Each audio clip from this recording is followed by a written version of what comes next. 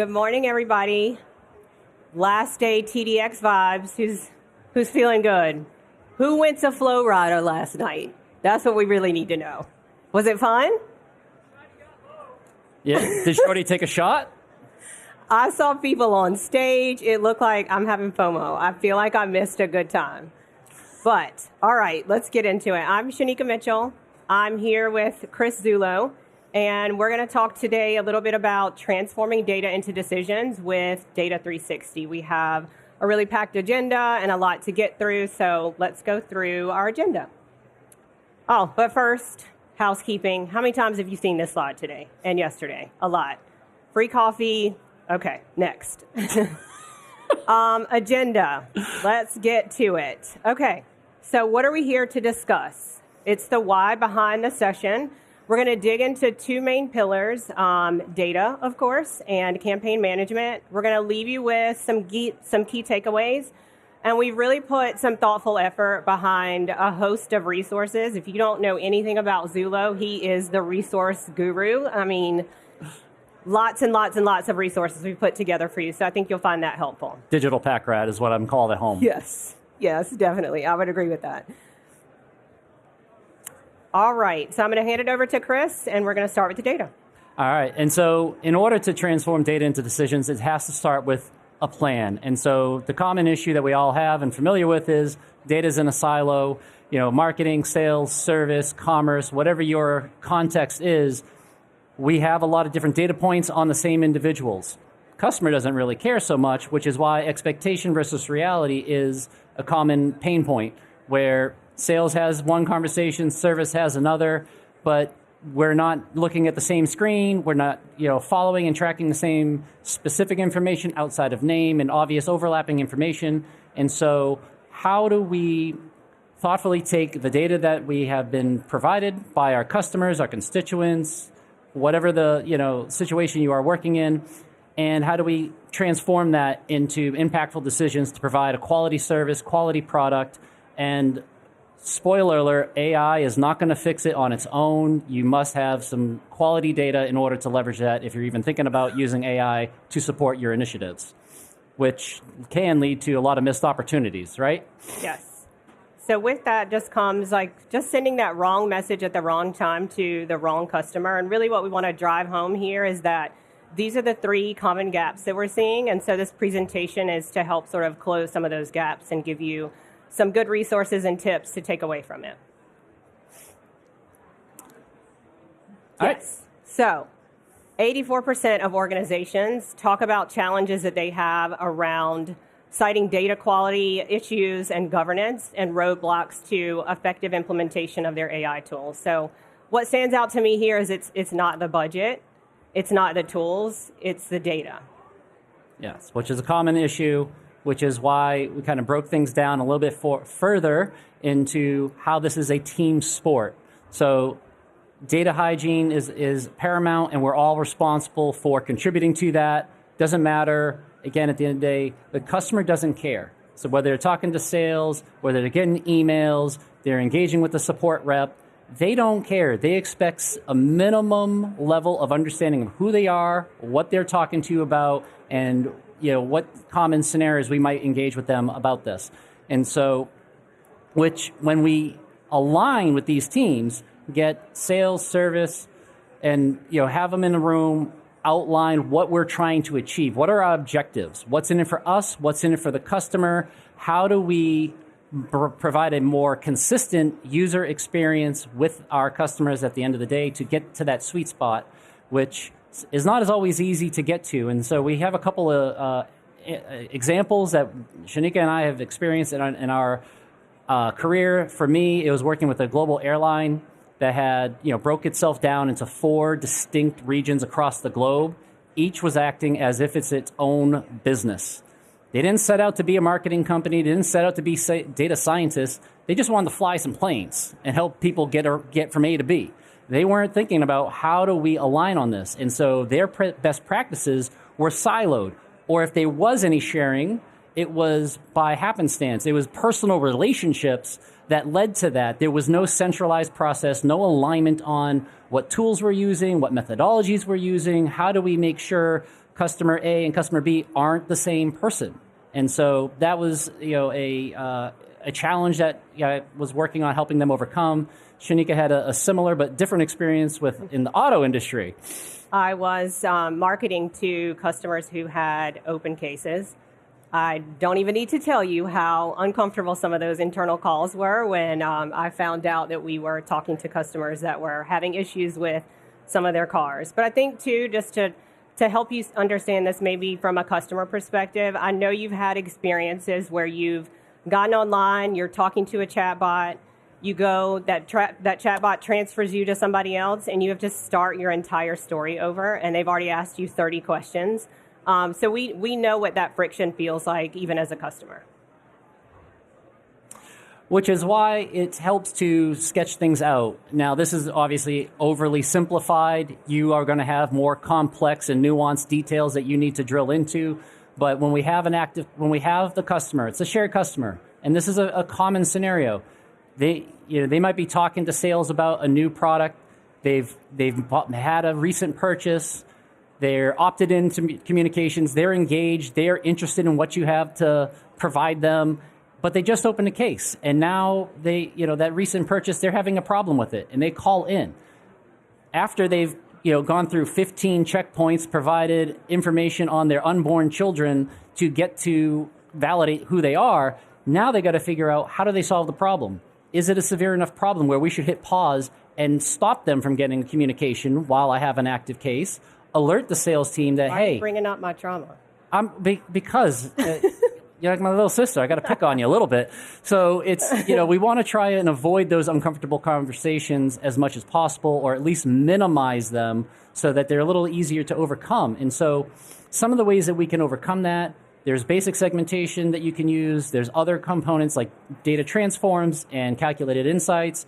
Calculated insights is a really good way to bring a few different data points into a singular view. I want all active contacts that have an open case with a recent purchase in the last 30 days, 60 days, what have you, whatever the scenario you want to define, and I can leverage that and surface that to my service rep, and I can make it easier for them to understand where we're at, where they're coming from, and maybe even provide them some recommended solutions, whether it's a promo or alerting of the sales rep, account manager to make a call, right? So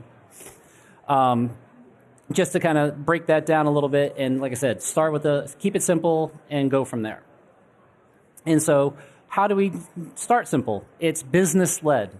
It's very easy to fall into the trap of, I have all this data, I have fields, I have tables, I just need to know how to connect it. Well, that's actually a little disconnected if we don't understand the business reason why. What are we trying to do? As in the earlier examples, we're not just selling, or we're not just flying airplanes. We're not just selling cars. Like, we have a model, what we're trying to achieve. Are we trying to be the best car, the fastest car? We're trying to be the most cost-effective airline. How are we differentiating ourselves to our customers and providing the highest level of experience that we possibly can? And if we can align on that across our teams, it makes it a lot easier to transition into the data side, because each of those teams are going to have specific data that they want to leverage. And when we have a common goal, a common direction, it's a bit easier to figure out where are the differences, where are the deltas, how do we meet in the middle, or if we don't have a meaningful way to join, then we may have to have some additional paths to go down in order to kind of keep us all swimming in the same direction. And then, like I said, applying that to the data at that point becomes a lot more straightforward. We have context and we have a purpose behind that can then make it a lot easier to drag and drop, or put the configuration into action.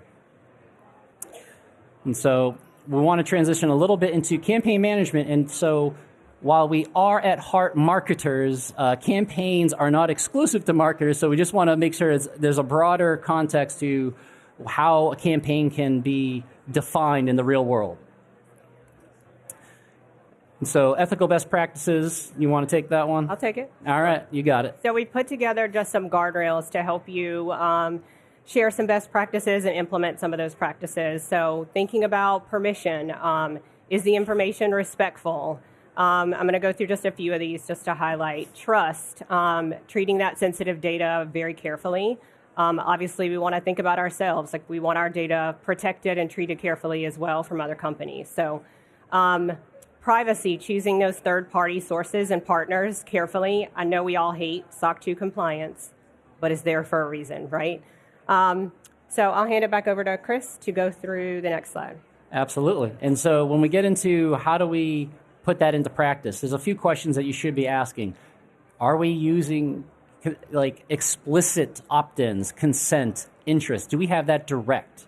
I don't know about you. I started in list management back in the day for nonprofits, and I think it's somewhat still tolerated, but it's not necessarily your best option. And so wherever possible, exceptions aside, you want to try and have explicit and direct opt-in, and then applying that in a thoughtful manner. Like, what's the value prop for them? Why should they give us information? What are they getting in return? Well, how are we improving their experience?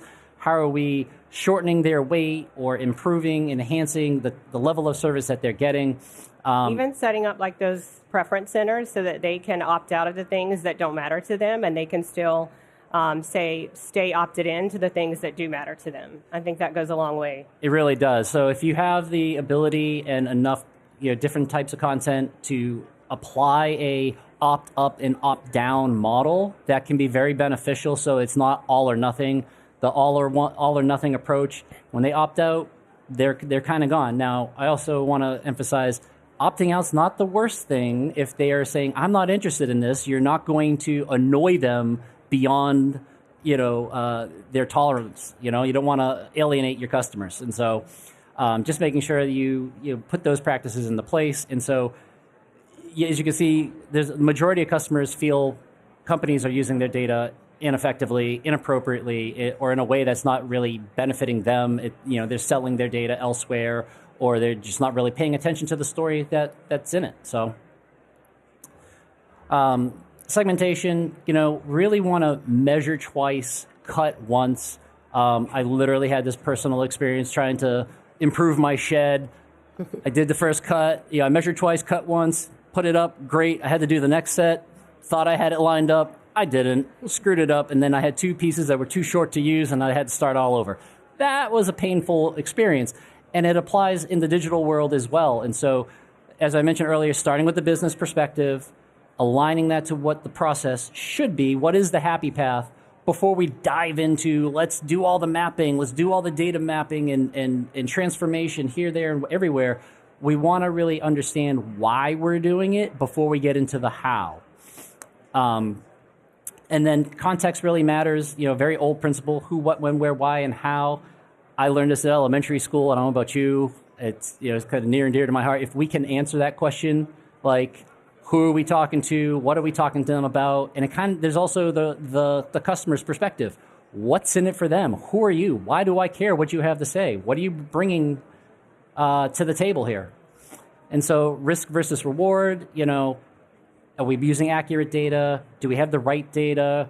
And how do we balance that? And so when we get to activation, personalization, accuracy, using the data, having the right data, and timeliness. And when we multiply that together, it comes into relevancy. Right data, right time, right message, that increases the opportunity to engage in a meaningful manner, to provide that service, and whatever your objective is, bringing in new students, selling a new car, getting somebody to take a vacation, fly somewhere, all of those things, that's the convergence of providing that high quality service through the data that you have. So it's time to wrap it up with some key takeaways. One more slide for me. Oh, sorry.